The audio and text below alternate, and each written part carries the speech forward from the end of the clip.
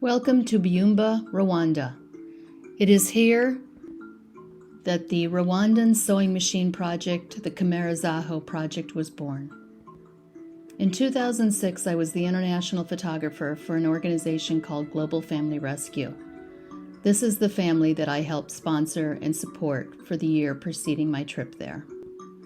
I went there to photograph families who had survived the Rwandan genocide and taken in new family members because so many people were orphaned at that time. I photographed over 300 families, this being one of the only photos that many of them ever had. It was there also that I met Bosco, a kind and generous man who was one of the project coordinators for the organization. We have remained friends since then. Bosco never gave up on the idea of paying forward the generosity that he experienced during those dark times. And he met Stella, and they married. Together we created this project. Our plan for the project was to hire a sewing seamstress trainer, a security guard, and secure a project place for women to come in and learn the trade of sewing. Once they graduated, they could take their new skills and go find a job. They could return to their village and start their own business, or hopefully they would stay with our project and train new women and sell the goods that they created in the project to create sustainability within the year. Rotary Club of Roseville generously donated $3,000 for the initial investment to buy one large serger machine, 10 pedal machines, fabrics, needed supplies, and I mailed patterns from the United States to start the project. We were on our way. Some of the issues that have come up so far, though, included COVID, of course, and lockdown, the women needing to feed their children instead of train at school, the transportation for Stella to the project, the competition that was there in the villages. And so we created solutions. The Rotary Club of Roseville stepped up, especially Mission Sisters, and donated money so that we could buy the food that the women could not get out to the marketplace and purchase on their own. They separated it into individual portions, and Stella and Bosco delivered it. We stopped women quitting the program by giving them a stipend for their work every day and giving them a meal. Dolly Fitiment has saved our program by giving a recurring monthly donation to pay for these things in particular. When the sales were not where we thought they would be, Bosco bought chickens, and this created a side business of selling eggs to the community, which is an inexpensive way for many people to eat and a high source of protein. Stella's problem with transportation, as you can see in the map, she worked a far distance from the location project, and Bosco worked a far distance in his office. So Rotary Club of Roseville and its members, the ISC, and in particular Dave and Lynn Brenninger, purchased a motorcycle for Stella to drive herself to and from work. However, once Stella got on the motorcycle, she was terrified and couldn't drive it. So we hired a motorcycle taxi driver, and now we have another side business. We have an Uber taxi, and a portion of the proceeds goes to the driver, and it comes back into the project. Miraculously, Jamshid was emigrating from Afghanistan to us via Kigali, Rwanda, and Habib called and asked him to stop at the project and pick up some of our products so that we could come back to the United States and sell them.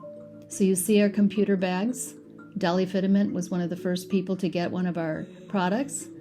And then we had a donation where people bought the products.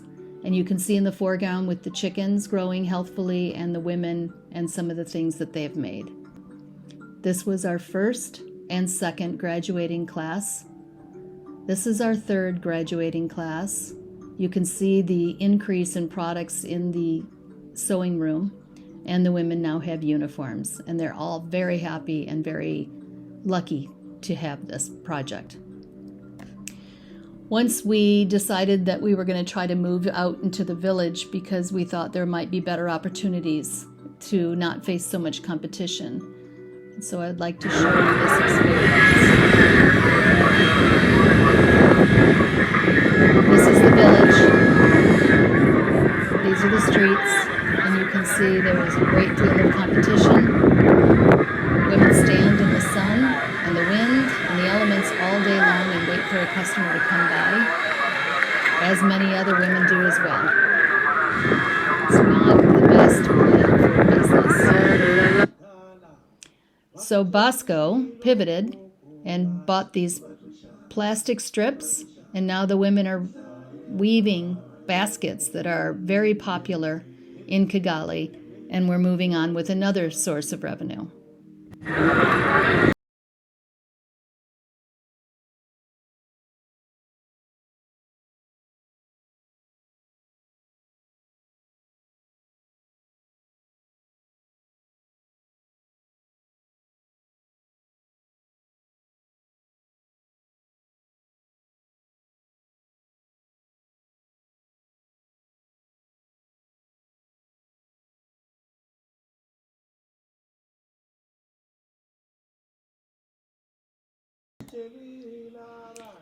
Our source of funding, as I said, has always been Dolly as that monthly donation.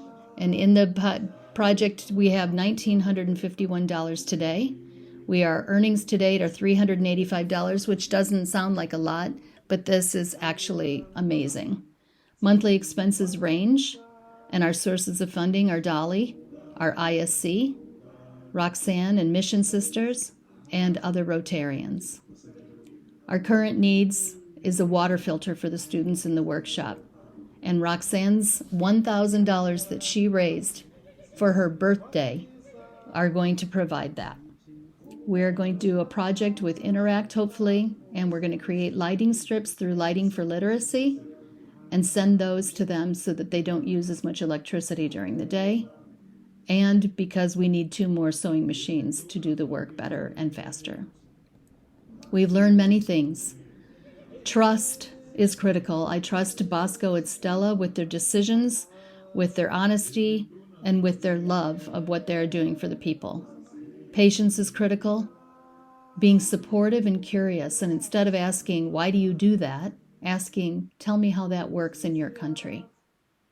Recognize that this is a traumatized country. There is a lack of trust amongst people. There is fear constantly, and there's a pessimism of things will never work. And so we combat against that daily and plan for the long haul. Bosco and Stella believe this is going to work for the long haul, and they have envisioned a huge project that helps many, many women. And be flexible. Next year, I'm hoping to create a global grant with this. In the meantime, the students have something they would like to say to all of us. Thank you, Dolly. Thank you, Christine, for stipends.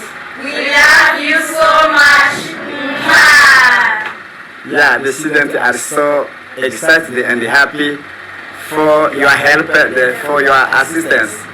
We thank you so much. Really, we appreciate what you have done so much. Thank you, Rosalie Rotary. Thank you, Christina. Thank you, Dolly, and the others who helped to move with this project. Thank you so much.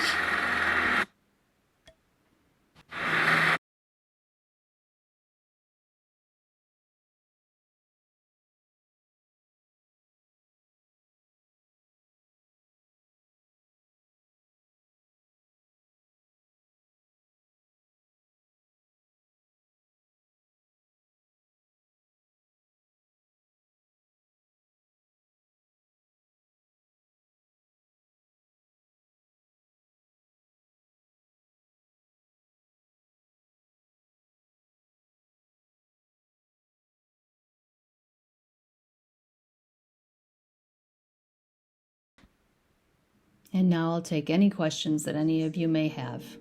Thank you for listening.